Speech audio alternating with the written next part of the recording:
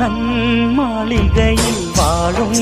மஞ்சள் வெயில் ஆடை கட்டி வந்ததென்ன மெல்ல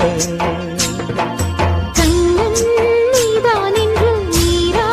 வந்தாள் இன்று காதல் கதை ஜாடைகளில் செல்ல மாலை